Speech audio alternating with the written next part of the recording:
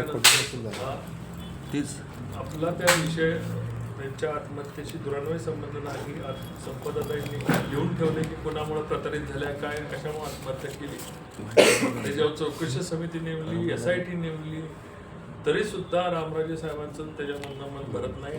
त्या ठिकाणी माझी बदनामी करण्याकरता जी काही कारस्थानं केली ती त्यांची उघडी पडली, पण तरी त्यांना वाटत असेल की यातनं त्यांचं समाधान होत नाही.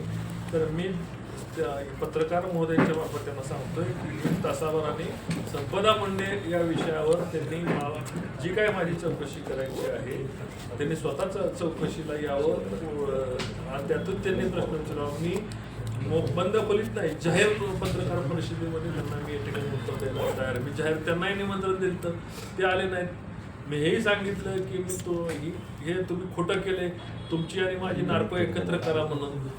मी नार्कोला तयार आहे, रामराजे साहेब नार्कोला तयार असेल तर मी नार्कोला आधी त्यांच्या आधी मी नार्को करतो किंवा नार्को लाय डिटेक्टर जे काय असेल ते त्यांना जे जमेल त्याला मी तयार आहे. मलाही माहिती आहे की संपदा प्रकरण मुंडे प्रकरण मी त्या बिचारी माझी ताई गेली, त्या ताईच्या मृत्यूचं राजकारण कोण करत असेल तर याच्यासारखं वाईट कोण नाही, याच्यासारखं दृष्ट कोण नाही, याच्यासारखं कपटी कोण नाही.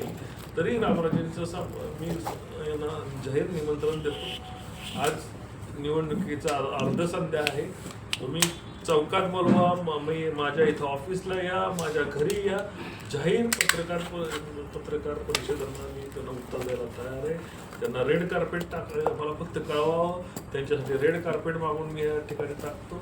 त्यांनी मला प्रश्न डायरेक्ट विचारावा, त्यांच्यामध्ये जर सत्य असेल, ते खरे असतील तर त्यांनी उत्तर विचारावं किंवा मला या ठिकाणी कुठल्याही चौकात बोलवा, मी यायला तयार आहे.